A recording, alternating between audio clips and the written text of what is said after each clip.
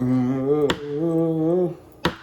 Mm-hmm. It get wicked. Mm-hmm. Mm-hmm. Let me stop playing with y'all, man. It's your boy E-Rut. I'm at you right now, man. E-Way. What's happening, man? So let me start off, man. I just want to say I appreciate, everybody for the words of encouragement. It's been a long time coming. I've been procrastinating about doing this. Had a couple people approach me here and there just about, hey, you should do this, you should do that. We like hearing your stories, stuff like this. So I played with it for a little bit, but here we go. I ain't playing no more, okay? We just gonna do this. And just so happened, the timing of it, man, like, whew. This douchebag, Urban Meyer. Oh, man. Okay. So I got to give you a little rundown before I get into this. And it's crazy that how the timing worked out. Being this is my first video, like I said, and just starting the channel, and how this all worked out. I have been going back and forth the last couple of days. Went and got some stuff so I can make it happen. All right, I'm gonna go ahead and make it happen. Then I see this story about Herb come up. I'm like, oh God, I gotta do this. Ain't no way around it. And some of y'all probably like, what you talking about right now? So, give you a little rundown. Obviously, you know what's going on in the news right now, but my personal experiences are the reason I chose to, attack this topic to start with. I just think it's super ironic. And then, I got this opportunity right now, so I'm going to do it. So those of you might not know, I played ball at UF, University of Florida. I graduated in 07, played under Urban Meyer for 3 years.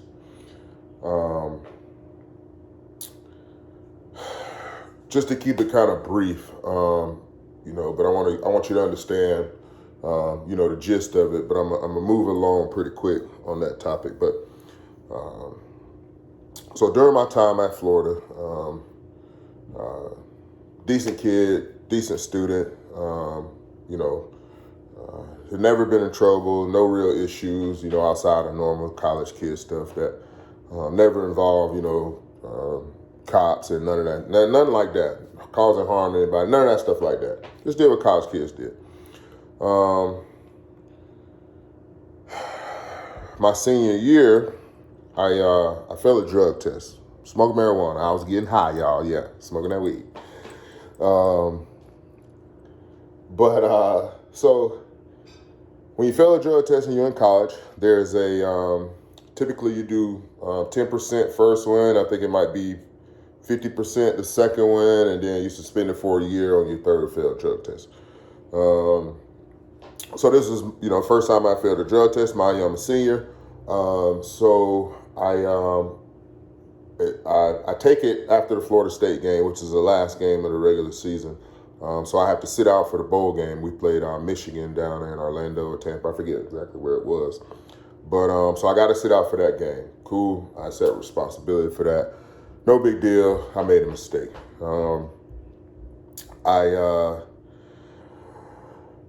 Let's see. The part where it takes a turn for me and where the story gets interesting is now I was told not to come around the team, not to come to facilities, none of this stuff like this. So, all right, I'm cool. Only thing I'm looking forward to is pro day. Now that's your NFL audition, basically, pretty much. That's your opportunity to get in front of NFL coaches and scouts and, show them what you can do. Me, I played fullback, so it's, super important for me to get in there and check that out because, they wanted to know. It wasn't a glorified position, so can he run, can he catch, how's his footwork, agility, all those type things like that. Um, so long story short, training for a few months. Just to put it into perspective, the bowl game is probably late December, like after Christmas, New Year's Day, maybe probably somewhere like December 31st or New Year's Day. It was one of those. So I watched that game from the house. I, trained up until I think pro day was around April, early April, if I'm not mistaken. Maybe the first week in April. So a few months I'm training, not going to the facility. I'm doing everything on my own. I show up on pro day. Pro day starts like 8 o'clock, 8:30. So I show up hour and a half early, run down to the locker room. I'm hyped, turned up at this point in time.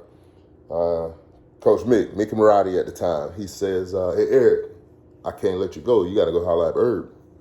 I'm like, okay. So I shoot up the Herb office real quick. Knock on the door, hey, Mick said I need to come holler at you. Said I can't go. Yeah, sit down. I'll be with you in a minute. Okay. I go sit down outside his office, so it's a big window out there that you can see down inside the stadium. So after a while, I'm seeing the guys come out on the field, warming up, you know what I mean? I'm looking at the clock like, hey, what's going on? I'm still ice cold. I ain't even got my gear on.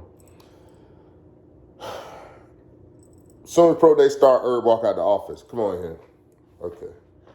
Sit me down in the office now. He ain't there by himself. Ain't nobody in there, so I don't know what he was doing before. But tells me I can't let you go. Tries to blame it on Foley. Okay. I'm shook at this point in time. You know what I mean?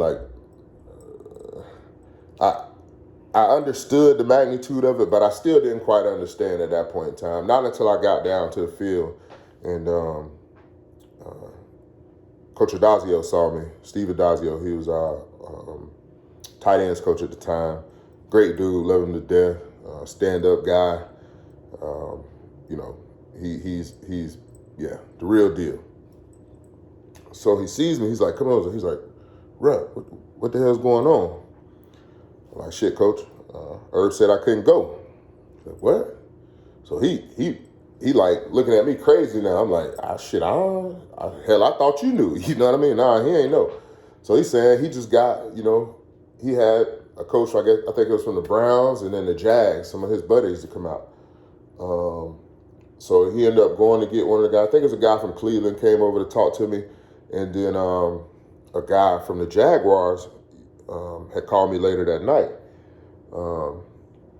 They were trying to figure out if there was another camp I could another pro day I can get into. USF ended up being the only one, or USF, it was UCF or USF, one of them ended up being the only one that was after hours. And they had a fullback coming out. So that just wouldn't even been right for them to let me come, bigger school, let me come to they pro day, what they got. That made sense to me. So boom, I can't work out. But the guy from the Jags tells me he got word that, I had a drug problem or I was, it was all type of, he said I was a hazard to the team is what what the info he got. So, I broke it down to him. He was like, you sure that's the only drug test you failed? Like, yeah, that's it's the only issue I ever had. Never been in no trouble, nothing. You know what I mean? He was like, I don't understand, man, but, we'll check it out and we'll see what we can do. I'm like, okay. But my immediate thing, I'm like, damn, where that's coming from now. When you say you're a hazard to the team, I'm talking like, my senior, this 07, this Timmy Heisman year. Now, I played fullback. Now, when I tell you I graded out a champion every single game I played in my senior, every game, 85% doing your job. 85% or better doing your job. Every single game. I don't think it was a person on that team that year who made that happen. Every single game. If it is, somebody let me know. But that tells you how I played the game. That tells you, how I put it on the line. But to say that you go out here and perform this way, but you're a hazard to the team, there ain't a guy who I played with who's going to tell you, A, I didn't put it on the line, or B, I was a hazard to that team. There ain't no chance. You know what I mean? So the fact that came about, that was pretty alarming to me. And that it kind of, showed me the type person I was dealing with. You know what I'm saying? It was like, damn, like, And then I started to go back and start to think about other things. Like, you know what? I was with this guy for 3 years, man.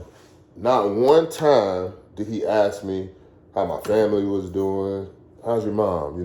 Like, I live in Gainesville. I'm a Gainesville kid. You know what I'm saying? Like, not one time. And he used to preach this family, and he had his core values. You know what I'm saying? What was it? Honesty, treat women with respect, no drugs, no weapons. I think. But yeah, so I'm gonna get into all the phoniness, but. So when you say things like that, you know what I mean, and he preached things like that, I used to always be like, well, damn, this man ain't never asked me these questions. Now all my other coaches now, Coach Drayton, you know what I'm saying, A1, Coach Drayton would stand up, they would, come check in on me, you know what I mean. I could talk to Coach Drayton. I told him about some things going on in my life, and he viewed me differently. You feel what I'm saying? There's a few other people out there I could, because they earned my trust. You get what I'm saying? I just never trusted Herb. You know what I'm saying? It was just, he was never the type of guy who I wanted in my circle. But, so yeah. And the thing that solidified it for me. So after all this, you know what I mean? I take a little time off. I'm messed up. Depression was all over me, and I'll get into that a little bit later, but, it was just bad. So when I went in a little shell. When I came out, I was like, man, I got to shake this. Let me do something. Let's finish school. I had one more class to take. So I go out. I go holler at my advisors. And, hey, man, I'm ready to get the school done. All right, so they give me these forms. You got to go over here and get Herb to sign it. So basically, it's the head coach's approval for my scholarship. You know what I mean? It's basically saying that I think I had so many credit hours that they would pay for after I was done, football eligibility in order to help me get my degree. I hadn't used any of them. In fact, I hadn't even used all of the credit hours that I had in the original, scholarship, because I hadn't taken that last class yet. So technically, that was still my scholarship. I earned that. That's my shit, okay? But this motherfucker, he told me he wasn't going to give me my scholarship. He said, you can pay for it out of pocket, and if you pass your classes, then we'll see how we can reimburse you. At this point in time, I'm like, fuck this piece of shit. Like, now I know you're a piece of shit now. You get what I'm saying? So not only did you respond to me this way, because I made a mistake. I'm a kid. I made a mistake. I'm a young adult. You know what I mean? And you had this thing he had this thing that he used to tell us about, first one's on you, second one's on me, third one, you're done. So like, first one, yeah, that was on me. Okay, I made a mistake. What happened to 2? You know what I mean? Like, we just jumped straight to 3. You know what I'm saying? Why? And my question is, why was I handled like that? You know what I mean? And I know of other situations where guys were handled completely different. It don't take a rocket scientist for somebody to go look on that team in the news or whatever and see what was happening and see, other guys, guys was failing drug tests, guys was getting arrested, they was going to jail, they was doing all this, but nobody got that backlash that I got. And I was just like, why is it? And that's what I struggled with. Like, why he did me like that? Of all people, like, what did I ever do to him? I stayed out his way. You feel what I'm saying? I wasn't all, but I think that's what it was. I wasn't trying to kiss no ass. You know what I mean? I wasn't like, I wanted to come handle my business. I'm a football player. He the coach. I'm going to do what he asks. I'm going to go home. You know what I mean? I didn't need to call your phone, you know what I mean? And sit up in front of you and your wife. Like, that wasn't my thing. I guess I should have been doing that because, that ended up working out for some people. But that's neither here nor there, man. I respect, all them guys, whatever the situation, or whatever relationship they have with Urban Meyer, that's on them. You know what I mean? I know the dynamics of it are different, and I'm not judging them accordingly. I'm just speaking from my perspective. I'm telling you, my experiences dealing with Herb, you know what I mean, and how, it affected me, and then I'll get into a little bit about, how it affects some other people I know who blessed me with the permission to talk about them. And hopefully one day we'll get them on here. That'd be nice too. But so yeah, man. When he went and give me that scholarship, though, that kind of solidified it for me. It ended up being Charlie Strong. Shout out Coach Strong. Much respect for that dude. And Keith Carradine. Love Keith Carradine. Shout out to him, man.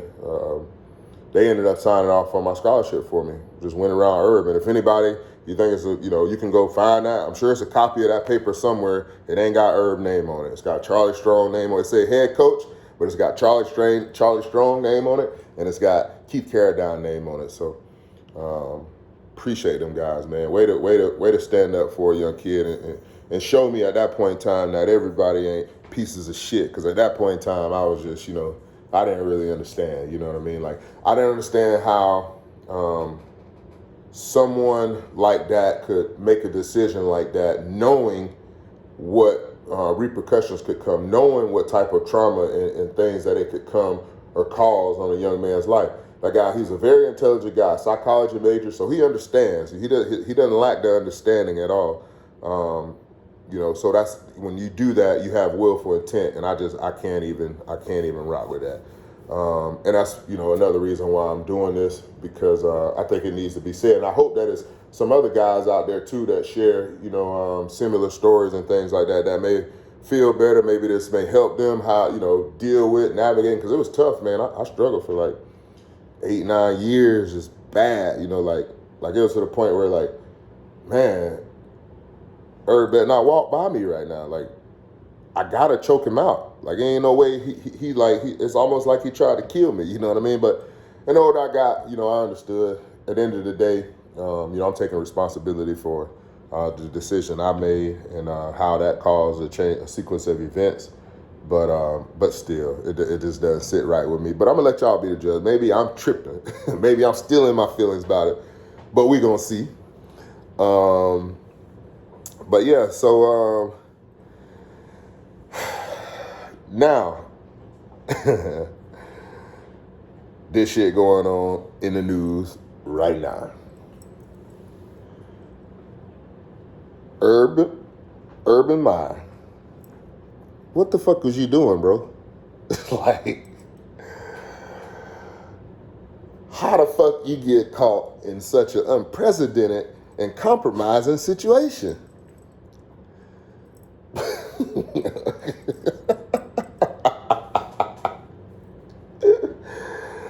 Oh shit.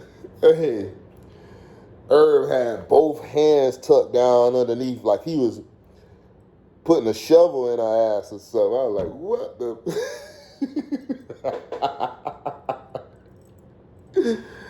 Let me stop, man. But so this shit come out. Now, this tell me two things.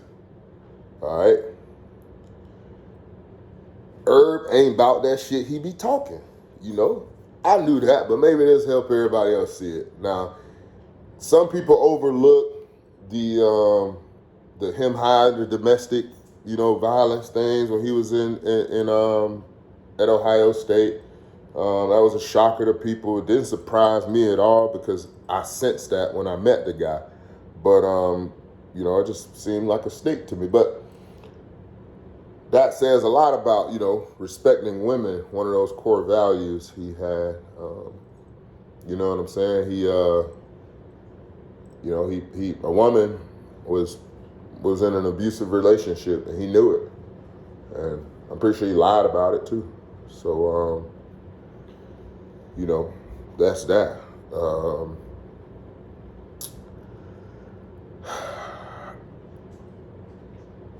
The biggest thing for me is when,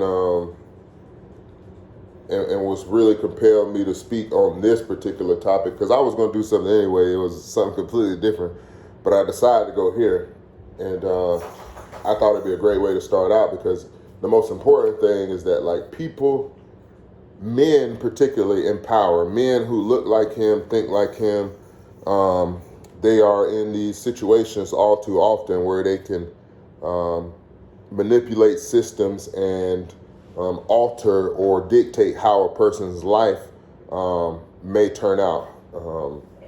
And I just, that doesn't sit well with me because we know the type of guy we're dealing with. It's never for the betterment of the group. It's always about the individual.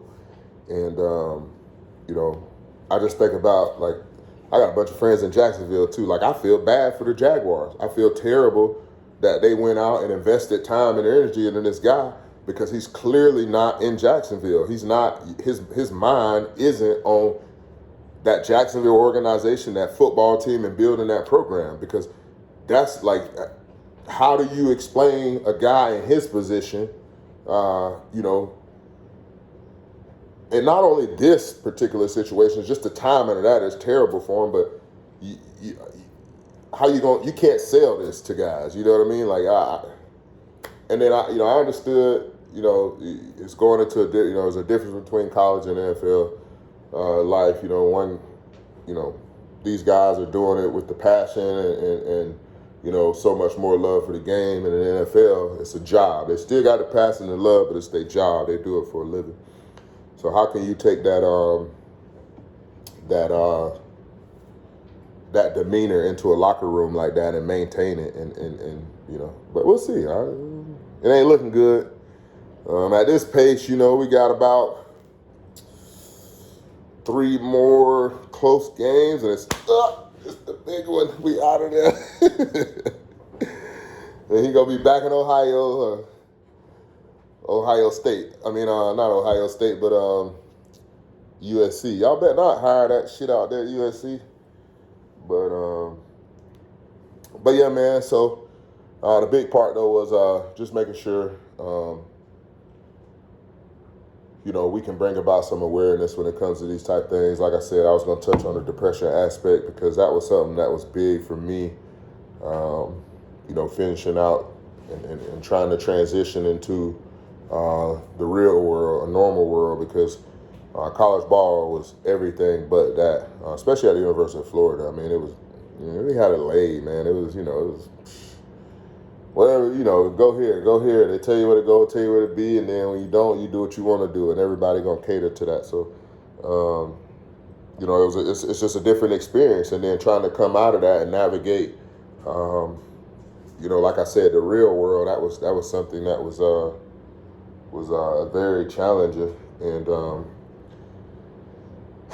I know other people that struggled. Like I said, I was talking to a good buddy of mine before I started this, Marcus Manson, and just sharing, the experiences that I had, and he was sharing the experiences that he had, and just some things how he, that he felt and how long he dealt with it, and it was a great conversation. We talked for like 30 minutes on the phone, man, just giving it to each other raw, and it made me like, man, I wish I knew how many other brothers out there feel like this, who could use that little conversation, that little pick me up, and let them know, look, bro, you ain't the only one, and that's just the transition from Division I athlete to normalcy, you know what I mean? And that's all across the board, and that's not just football players. That's all across the board.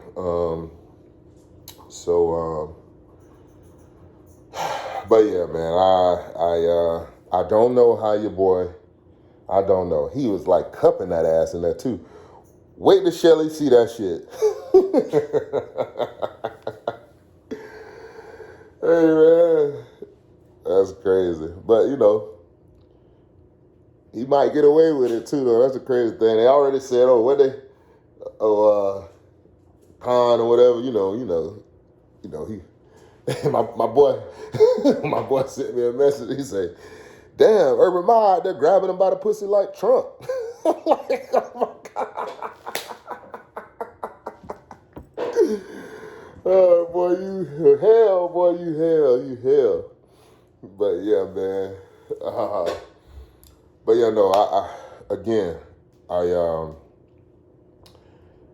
I greatly appreciate the encouragement. I want this to be a platform where we can, converse. We can share ideas, thoughts that are different from each other, and find common ground in those things. I don't want to make this an attack on anyone per se. We just go call them out when we see them. We're gonna stay sucker free, and we'll call a sucker out. So, other than that, just have a good time. We want to have, some humor in this shit. We want to keep it, keep it all the way us. I'm gonna have some guests throughout the time when I'm on the road. I'm at the house right now, so when I hit the road, man, I'll be in your city. You send, drop a message, hit the email, whatever you need to do.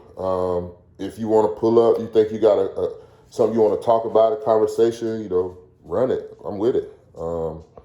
We here, man. We all we got. Peace and love. Eway.